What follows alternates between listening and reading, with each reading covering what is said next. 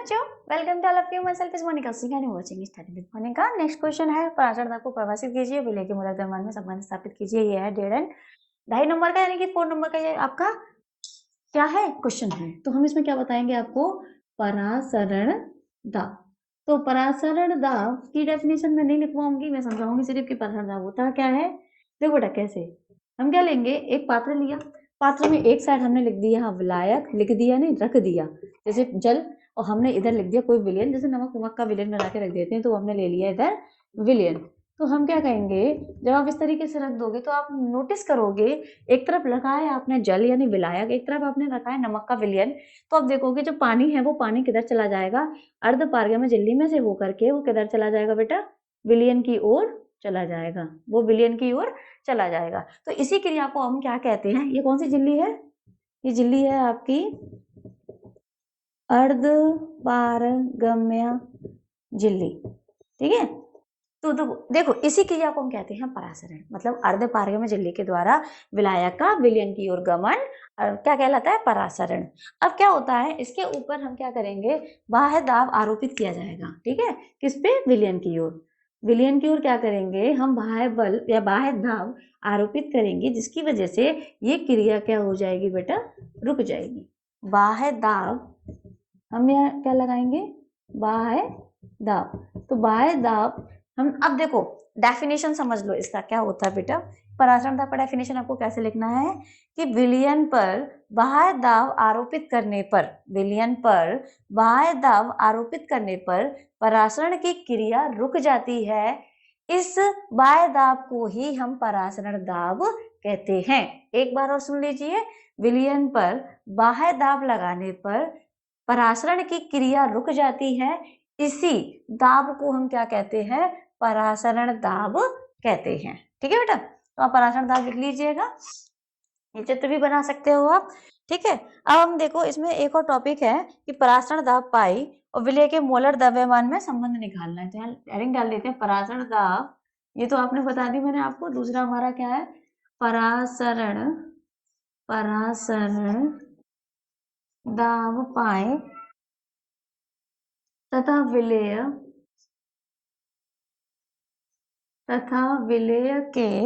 विलय के molar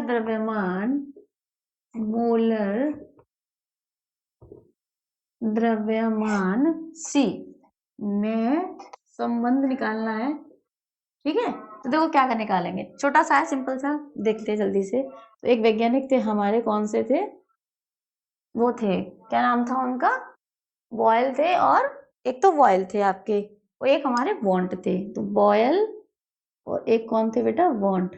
half के अनुसार इनने क्या बोला था, इनने बोला कि जो पाई होता है वो किसके समानुपाती होता है, पाई आपका सी के समानुपाती होता है। सी कौन है बेटा, सांद्रता, सी सांद्रता, और पाई कौन है, दाब, परासरण दाब। तो परासरण दाब पाई जो होता है वो सांद्रता सी के समानुपाती होता है।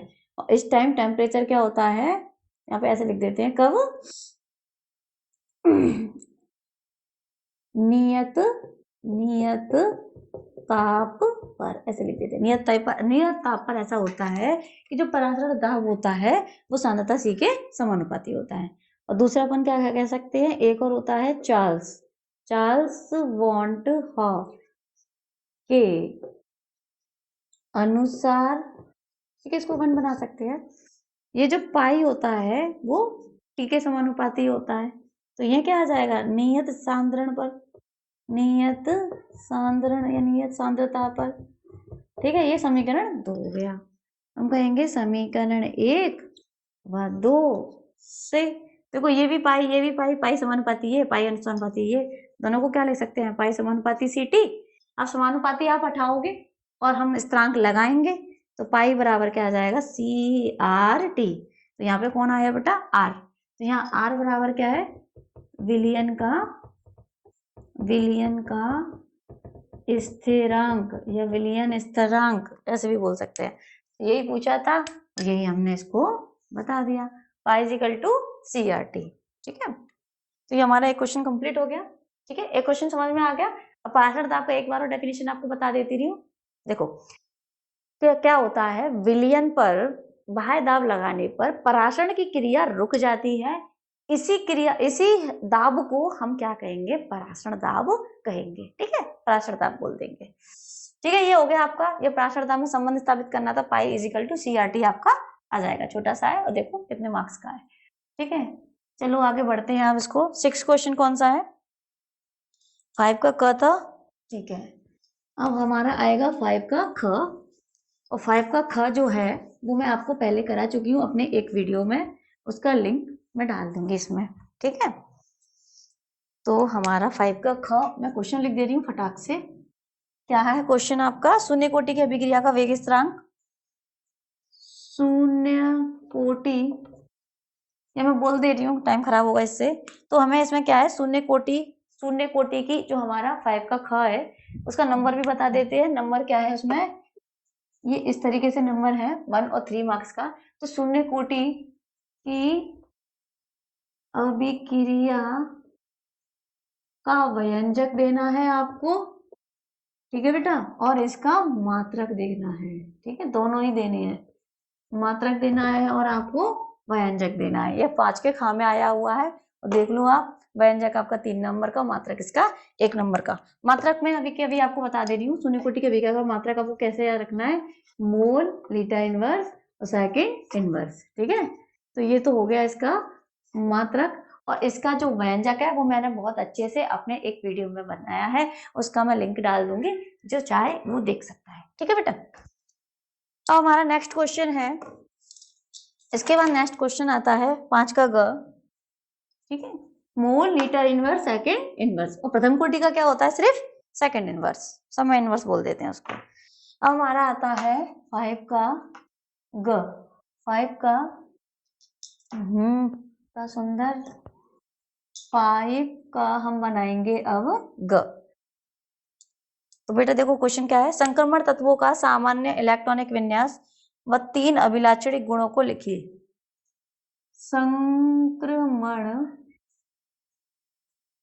संक्रमण तत्वों का क्या लिखना है, हाँ, सामान्य इलेक्ट्रॉनिक विन्यास का सामान्य इलेक्ट्रॉनिक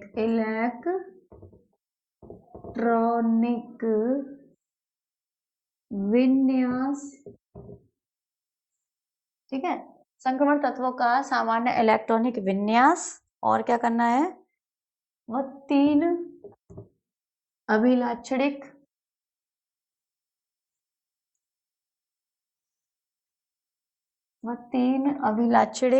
गुणों को लिखिए,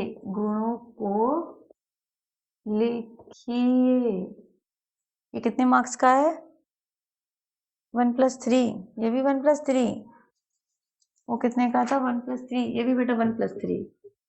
ठीक है, तो इसका इलेक्ट्रॉनिक विन्यास बता दे रहे हैं, संक्रमण तत्व का इलेक्ट्रॉनिक विन्यास आप याद रखिएगा।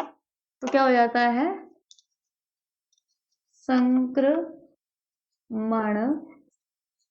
तत्वों का सामान्य इलेक्ट्रॉनिक विन्यास क्या होता है, देखो लिख दे रहे हैं, क्या होता है बेटा, n-1 d1 to 10 and s1 to 2। ठीक है, ये होता है बेटा 1 to 10, 1 to 10 और 1 to 2, मतलब डी में 1 से लेकर 10 तक इलेक्ट्रॉन आते हैं और एस में 1 और 2 इलेक्ट्रॉन आते हैं। तो इसका इलेक्ट्रॉनिक विन्यास हो गया n-1 डी, तो ns1 to 2। ठीक है, और दूसरा हमारा कौन सा है, इसमें अभिलाक्षणिक गुण, 3 अभिलाक्षणिक गुणों के बारे में बात करनी है। इसको भी मैं मुख्य जो मेन पॉइंट होंगे वो लिखूंगी, सेंटेंसेस नहीं लिखूंगी, वो बहुत लेंथी हो जाता है। ठीक है, तो अभिलाक्षणिक गुण, तो अभिलाक्षणिक गुण क्या हो जाते हैं, देखो भाई, पहला है इसका संकुल यौगिक बनाने की प्रवृत्ति। तो इसमें क्या होता है बेटा, पहला है संक्रमण तत्व का पहला गुण कौन सा है, कि ये क्या करते हैं, संकुल यौगिक बना सकते हैं, जिसे हम उपसह संयोजक यौगिक कहते हैं। तो वो बना सकते हैं। तो यही क्यों बनाते हैं, और क्यों नहीं बनाते हैं, और तो बहुत कम रेयर रहता है, पर स्पेशली यही डी कक्षक के तत्व ही बनाते हैं। तो क्यों बनाते हैं बेटा, 3 कैरेक्टर हैं उनके स्पेशली। एक तो उनका आकार है छोटा, दूसरा है छोटा आकार है तो नाभिकीय जो आवेश होता है वो बहुत ज्यादा है, और तीसरा इसके अंदर होते हैं रिक्त डी कक्षक। ठीक है, तीनों चीज समझ में आई कि रिक्त डी कक्षक होते हैं जिसकी वजह से तो वो इलेक्ट्रॉनों को ले लेते हैं। अब इलेक्ट्रॉनों को लेना ठीक है, पर ज्यादा नाभिकीय आवेश होता है तो वो नाभिकीय आवेश इलेक्ट्रॉनों को भी क्या संभाल के रखता है, छोटा आकार है जिसकी वजह से। ठीक है, तो हम क्या कहेंगे, संकुल यौगिक बनाने की प्रवृत्ति होती है। अब संकुल यौगिक बनाने की प्रवृत्ति इनमें क्यों होती है, क्योंकि इनमें क्या क्या मिलता है बेटा, आप चाहो तो इसको सेंटेंसेस में लिख लेना क्या क्या मिलता है इसमें। रिक्त डी कक्षक की उपस्थिति होती है, कक्षकों की उपस्थिति। दूसरा अपन क्या बोलेंगे, इसमें होता है इनका छोटा आकार, इनका छोटा आकार। और तीसरा बेटा क्या बोलेंगे हम, प्रभावी नाभिकीय आवेश, उच्च लिख देते हैं आगे, इनका कैसा होता है, उच्च प्रभावी नाभिकीय आवेश। ठीक है, तो ये इनमें कौन सी प्रवृत्ति मिलती है, पहली संकुल यौगिक बनाने की प्रवृत्ति मिलती है, क्योंकि इनमें रिक्त डी कक्षकों की उपस्थिति होती है, छोटा आकार होता है इनका, उच्च प्रभावी नाभिकीय आवेश होता है। इन तीनों की वजह से इनके संकुल यौगिक बनाने की प्रवृत्ति इनमें पाई जाती है। ठीक है, दूसरा बेटा, दूसरा हम क्या बोलेंगे, उत्प्रेरकीय, उत्प्रेरकीय गुण। मतलब ये किसकी तरह काम करते हैं, अगर आपने नोटिस किया होगा तो जितने भी उत्प्रेरक आते हैं, जैसे Fe+HMO हैबर में आता है, तो Fe कहाँ का आता है, डी का ही तो है, डी कक्षक का ही तो आ जाता है। तो हम क्या बोलेंगे कि जो उत्प्रेरक होते हैं वो भी डी कक्षक के ही होते हैं, यानी संक्रमण तत्व होते हैं। तो संक्रमण तत्वों में ऐसा क्या होता है कि वो उत्प्रेरक की तरह काम कर सकते हैं। तो दो चीज हम याद रखेंगे, एक तो ये कि इनमें रिक्त डी कक्षक होते हैं, और दूसरा ये कि ये परिवर्ती ऑक्सीकरण अवस्था शो कर सकते हैं। एक से ज्यादा ऑक्सीकरण अवस्था रखने का गुण भी किसमें है, वो भी संक्रमण तत्वों में है। तो दोनों पॉइंट इसमें अपन लिख सकते हैं। ठीक है, इसको मैं हाईलाइट कर देती हूँ, एक लाइन से लिख दिया। तो ये हमारा हेडिंग था, मतलब पहला गुण, ये हमारा दूसरा गुण। तो दूसरे गुण में अपन क्या क्या लिखेंगे बेटा, पहला हम लिखेंगे इनमें क्या मिलता है, सेम बात है कि रिक्त डी कक्षकों की उपस्थिति, और दूसरा क्या है इसमें, परिवर्ती ऑक्सीकरण अवस्था, परिवर्ती ऑक्सीकरण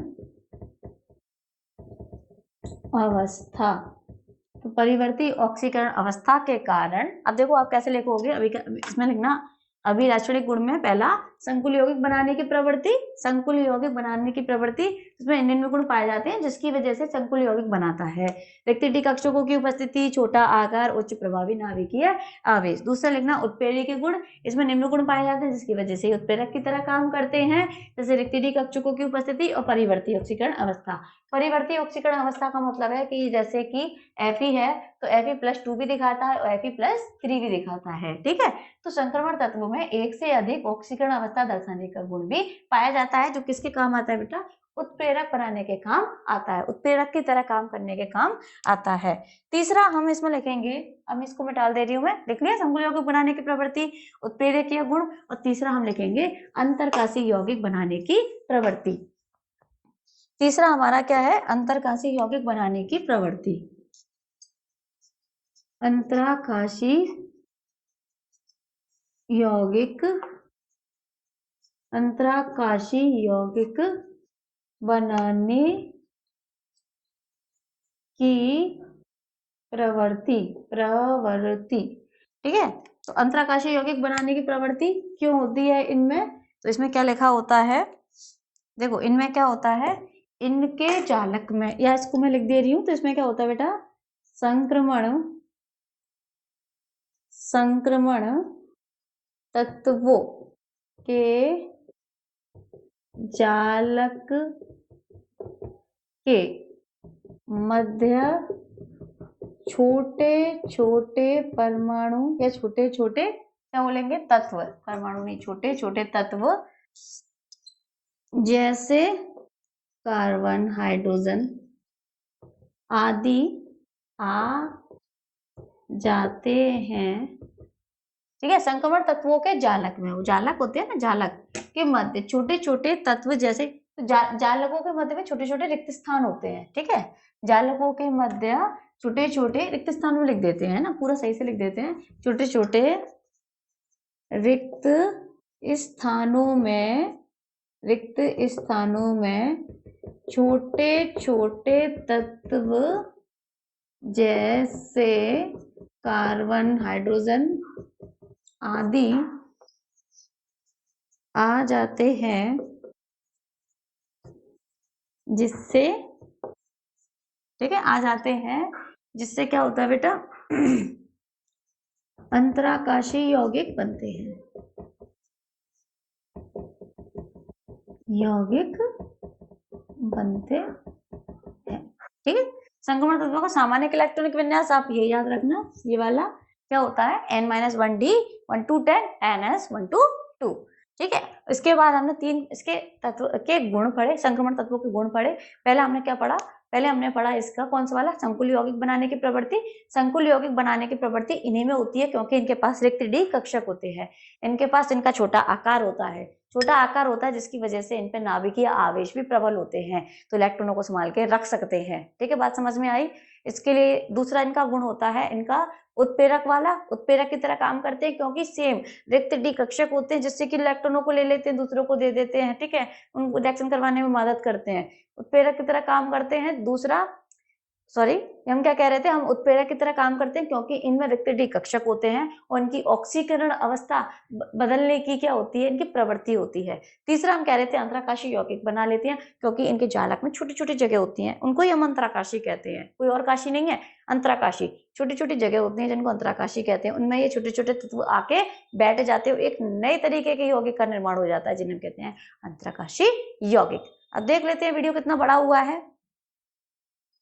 ओके, इट्स अनफ, तो आज के लिए बस करते हैं, ठीक है, आगे का जो भी पार्ट है वो हम करेंगे नेक्स्ट वीडियो में। अगर आपको वीडियो अच्छा लगा हो तो आप करिएगा लाइक, सब्सक्राइब और comment. Thank you for watching.